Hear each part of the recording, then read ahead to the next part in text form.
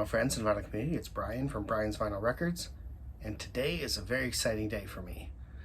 Why? Well, I got this package here from Warner Media in the mail. So I'm going to do an unboxing and show you what's in here. I'm really excited about it. All right.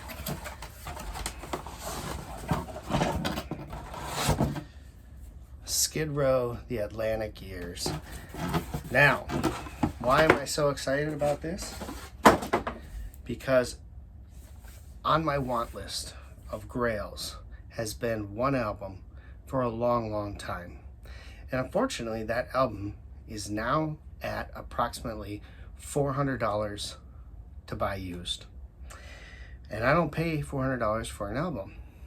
So when I saw that they were putting out this box set, Skid Row, the Atlantic Years, I was super excited about it because it's got all three of their first three albums plus the EP. And that album that you see right here is the one I've wanted forever. So this is the box set. I'm super pumped about it. I don't know what all comes in here. From what I hear, not a whole lot. But you do have, of course, the self-titled debut. You've got Slave to the Grind. You've got B-Side Ourselves, which is an EP of cover tunes. You've got Subhuman Race, which is the last album to feature Sebastian Bach on vocals.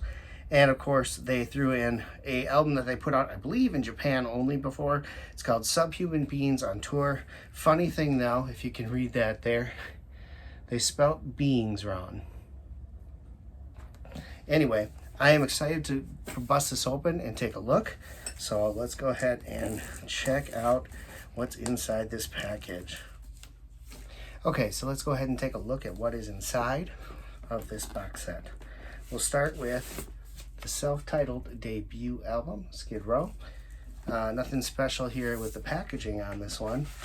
They do come in paper sleeves, which I think is a shame. Should have probably put that into a nice poly sleeve, but either way, artwork is okay. It's not the best quality artwork, but overall decent. This looks about the same as what I remember on the original pressing of it. So first up is the self-titled debut album. Second up, this one came out recently for Record Store Day. It's Slave to the Grind. This was a huge grail for me for a long time. I ended up picking up an original Korean pressing of it, and of course the Record Store Day. This is pretty nice. Good gatefold. Looks very similar to the Record Store Day. Not as nice a gatefold as the Record Store Day. The Record Store Day has got a glossy gatefold and much stiffer gatefold than this one does. Inside here, we do have a sheet with lyrics. So that's pretty good. And the albums themselves are again in a polyline sleeve, black vinyl. Nothing special there. Yeah, let's see, is there anything else in here? Yeah, nope, that is it. Okay, so now, the Record Store Day release came out with some extra tracks on it. If you know anything about this album, two versions of the album came out. There was the original album and a edited album that was sold mostly in like Walmarts and things like that, where they couldn't have the song right there on it. So this was replaced by a song called Beggar's Day. The nice part about the Record Store Day release is they included Beggar's Day as well as the original track listing on the album itself, plus a couple other things that ended up being from the EP, which is interesting, and a video that they released. So I'm a little sad that they didn't include Beggar's Day on this version of it. I would have liked to have seen them at least put that song on there so that you had the full track listing from Slave to the Grind. But otherwise, this is pretty cool. Next up is that EP I mentioned earlier here. This is called B-Side Ourselves, and it's all covers. There's a cover of Judas Priest, there's a cover of the Ramones, Kiss, a couple other things, Rush and Jimi Hendrix are all covered on here. Their version of Little Wing I think is absolutely fantastic. I love it. Delivering the Goods is a live track that they cut with Rob Halford singing with Sebastian Bach, so that's pretty cool. I absolutely love their version of Come On and Love Me by Kiss. I think I like it even better than Kiss's version. if that's not blasphemy. And then Psychotherapy by the Ramones is a good tune as well. So this came out a few years back as part of the Rhino Rocktober releases. So I did pick that up. It came out on a gray vinyl. We have inside here a little poster sheet here. It's basically the same picture on both sides. And then of course you've got the vinyl in a polyline or a paper sleeve. Again, I think they should have probably put that in a polyline sleeve, a bit better. All right, here's the main event here, guys. Skid Row's Subhuman Race. I can't believe that I'm holding this in my hands. I am super excited about this. It's such a good album, I think, and it doesn't get any recognition because by the time this came out, you know, the grunge scene had taken over. Hard rock and heavy metal were kind of on the outs. And Skid Row, this would be their last album before they ended up firing Sebastian Bach and hiring Johnny Solinger to take over on vocals for them. So I love this album. I've always really enjoyed this album. I think it's absolutely fantastic. Songs like Beat Yourself Blind, Frozen, Into Another, just really good stuff, Breaking Down. Awesome album. I cannot wait to put this on and listen to this. I've been dreaming of the day that I would hold this in my hands on vinyl, and here it is now. This one is, unfortunately, they should have probably spent some time and put it on a gatefold, because I believe the CD, if I'm not mistaken, is a gatefold. Inside you do have images and lyrics, so that's kind of cool that they included that in there. And this is, thankfully, broken out onto 2 discs, so 2 records. But I don't know why they went gatefold for Slave to the Grind, but for this one they decided to go with one of these dual one single pocket things. I would have liked it if they gone gatefold on it, but that's life. And then this is an EP. Like I said, this was released in Japan. It's called Skid Row Subhuman Beings on Tour. And as I said, if you look here, they spelled beings wrong on the spine. How that got through quality control, I don't know, but it did. This has 6 tracks on it, all live. So from the Subhuman Race tour. Nothing special. Let's see. Oh, yep, we do. We have, that's kind of cool. We got the Japanese lyrics on one side, the US lyrics on the other. So they kind of made it a replica of what you would have gotten in Japan had you bought this then. That's really cool. And then, of course, the album, again, in a paper sleeve. Image looks good on the cover. So really just the first one with a little bit poorer image than I would have thought. Nothing special else in the box. I'm kind of surprised there wasn't some kind of a sheet or a booklet that came with it, but you know, I guess you're buying this for the music and not necessarily for the other stuff, right? So there it is. That is all that is in this box set. Again, super pumped about this. I cannot wait to listen to Subhuman Race on vinyl for the first time. Very excited. So now what I'm going to do is I'm going to take these and I'm going to compare them, because I have an original pressing of the debut album. I have the Friday Music release that came out a year or so ago of the debut album, so I can compare it to that. I also have a Korean original press of Slave to the Grind, the Record Store Day press of Slave to the Grind, and now this one. So I'll give those a listen and see how they compare. And I also have the Rhino Rocktober release of the EP Beside Ourselves, which is the covers EP. So I'll take a listen to those two and see how they compare. And when I come back, I will give you my thoughts on the box set, the sound quality, and how they compare against the other versions that I have in my collection. So stay tuned for that. I'll be right back before you know it and talking about what I think of those.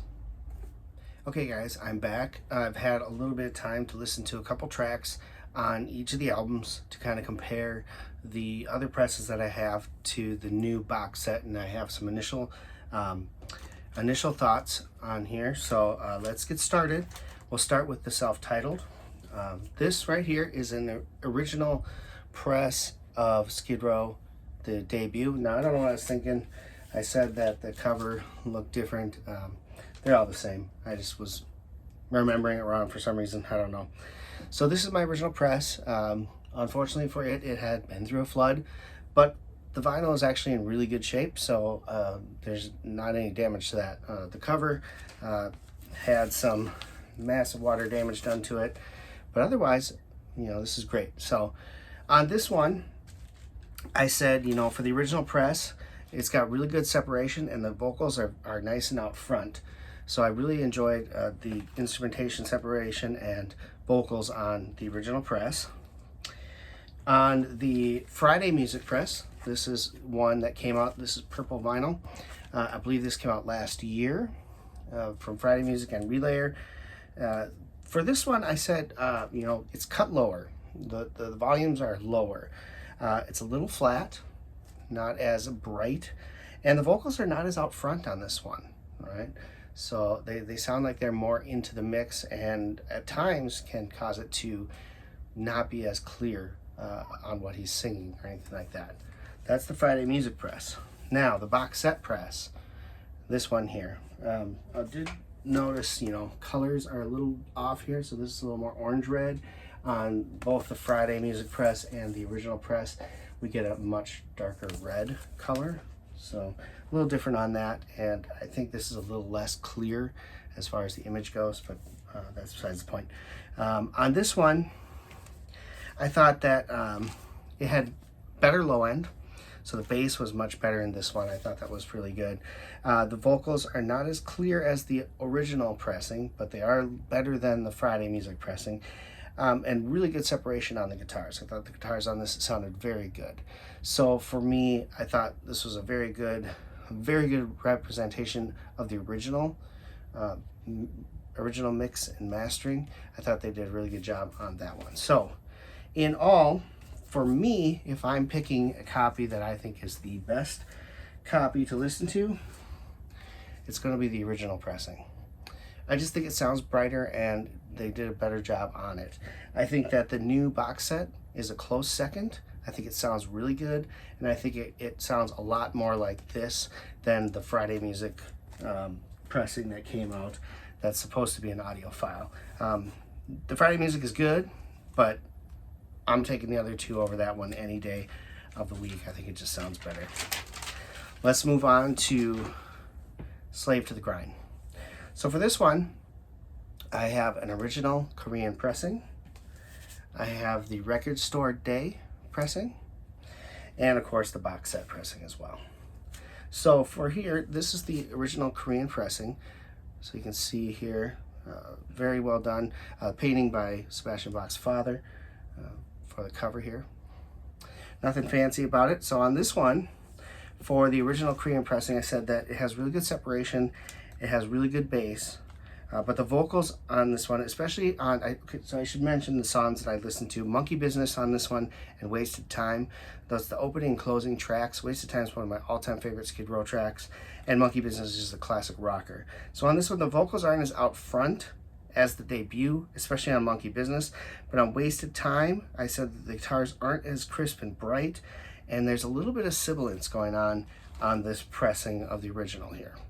So that's the original Korean press. On the Record Store Day reissue, fabulous, fabulous cover, very tight, very shiny. It's a glossy, more glossy cover. The artwork is beautiful on it, and it comes on this red vinyl, so that's nice. So for this one, I said, the guitars are definitely brighter on this one.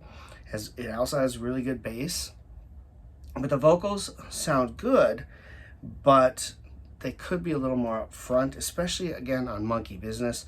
For Wasted Time, the vocals were gorgeous, and what I didn't like about it was the drums seemed a little low in the mix on Wasted Time. There's some really cool drum parts in there, and unfortunately on Wasted Time, they kind of get a little lost in the mix. Not sure why, but those are my impressions of the Record Store Day. And I love the Record Store Day press. When it came out, I was more than thrilled. So now we come to the box set pressing of this one. Definitely a louder cut on this version. Great guitar and bass sound on this. Vocals are clear, but still could be a little more out front, I think. You get a little lost in the mix. And on Wasted Time, the bass is beautiful and everything else. So I thought that sounded great. So if it were me, this is the one I'm going to listen to now for this album. To me, it sounds better. It's nice, cut a little louder. It sounds cooler, more crisp. I think they did a good job going back to this album and giving it a little more breath compared to my original and compared to that Record Store Day release. So that was good. And now we get to the EP, Beside Ourselves. On this one, I listened to 2 tracks, Come On and Love Me, which is a cover of a Kiss song, and Little Wing, which is a cover of Jimi Hendrix song. So this one here is the Rhino Rocktober release that came out, I think, 2017 or 2018. I can't recall exactly when, but this is one of those Rocktober reissues, and I definitely had to get my hands on one of those when it came out. It's a great little EP, cover songs. There's 5 tracks on it, and they're all really fantastically well done. I've always enjoyed this album. So this comes on the silver vinyl. For this one, I said on this, I thought the mix seemed a little muddy. The bass was very heavy, especially on Come On and Love Me. The drums didn't seem very bright, and they seemed like they were kind of hidden in the mix. The vocals are not very crisp as well. So that was my initial thoughts listening to that one. So how did the new box set version compare? Bass is better on this one in the mix. The vocals are clearer. The drums are brighter, but they're still a little hidden in the mix. And the bass drum has 0 punch. And I think the same on the Rhino release. The bass drum just didn't seem like it was even there at times. And there's some really great drum fills that happen in Little Wing, but you just couldn't hear them. So I decided to bust out my CD and see how that sounded. Again, I said good bass on the CD. Vocals are brighter on the CD than they are on either of the 2 vinyl copies. Again, the bass drum has no punch, even on the CD.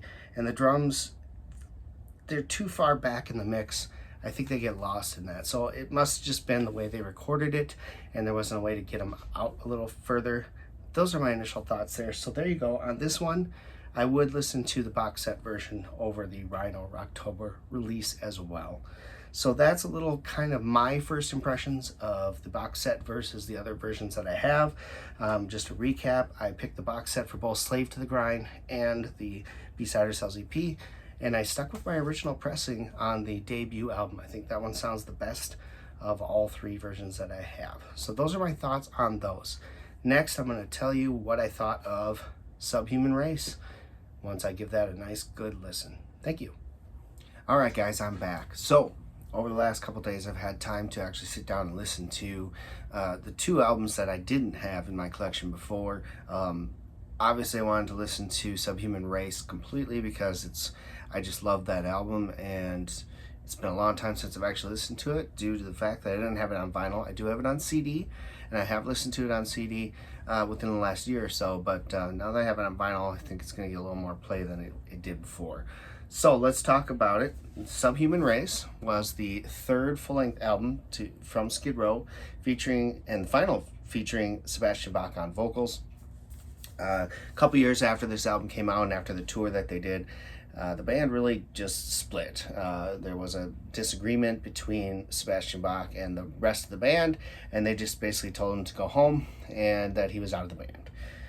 Johnny Solinger would come in and take over on vocals, and he would be there for the next, I believe, over a decade. It was about 12, 13 years he was the lead singer of Skid Row. And but this was the last album that people who were big Skid Row fans really gravitated towards, and many people don't really know a whole lot of what Johnny Solinger did afterwards, which is a shame because there's some really good stuff that they did. But that said, this is why I bought the box set.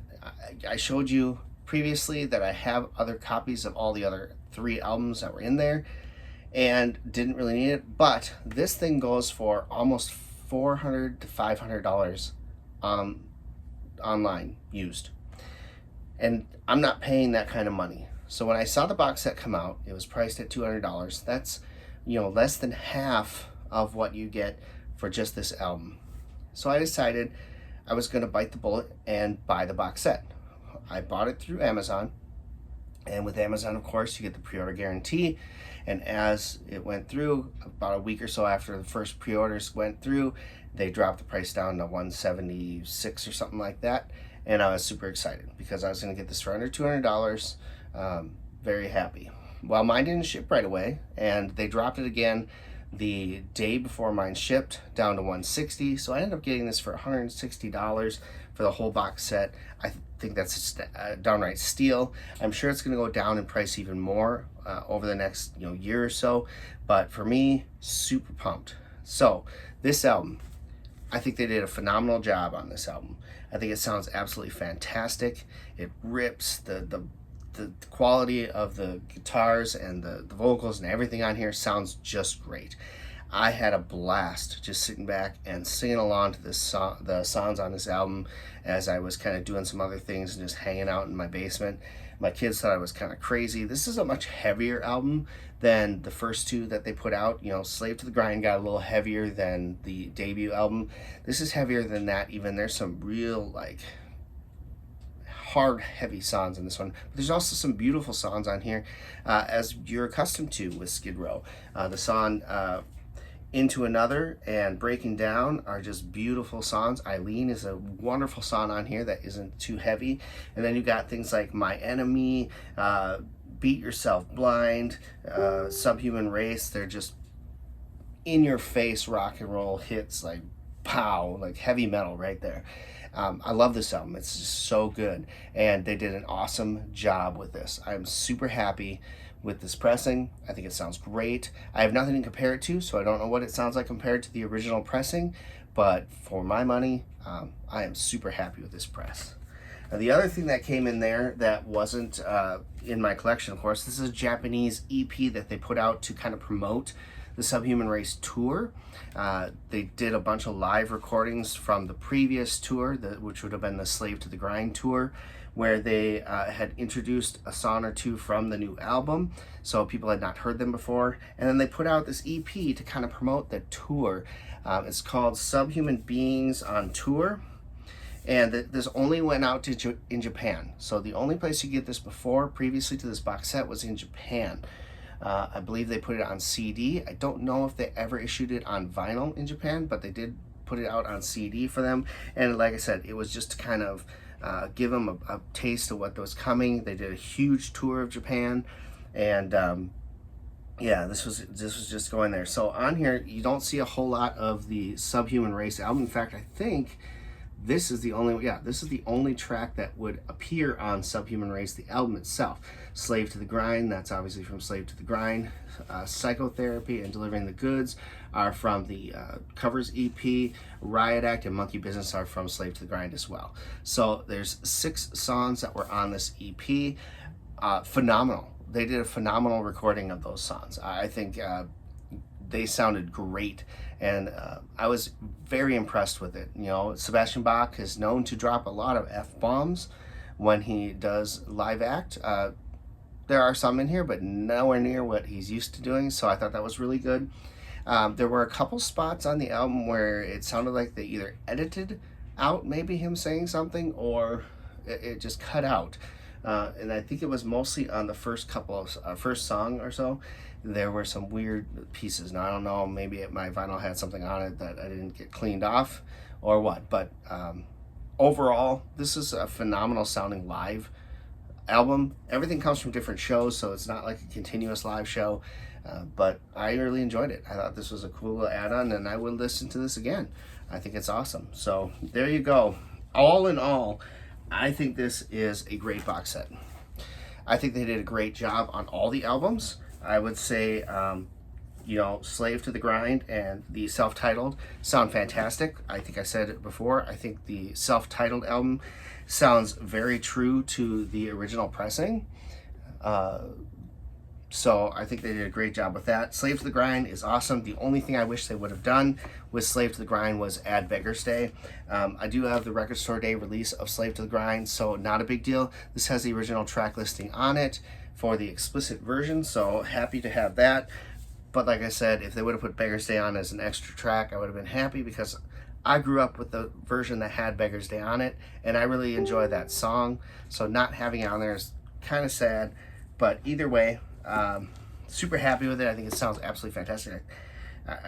They did a great job with this box set. So if you're interested in Skid Row's box set, the price for just getting this album alone is worth the money, in my opinion, unless they're going to put it out on reissue. I don't know if there's plans to reissue them all individually. I don't think there is, but this is the best way and cheapest way to get the copy of that album in your collection. So worth it to me. I love the box set. I think it's great. They could have added a couple little extra things, but they did include inserts in almost every album, which I think is phenomenal. So there you go, guys. That is my unboxing and initial reaction to the Skid Row Atlantic Years box set that just came out. I hope you enjoyed this video. If you did, give it a thumbs up. Leave a comment below. And if you're new, hit that subscribe button. We'd love to have you along for the ride. Thank you so much for watching. Until next time, keep spinning, my friends.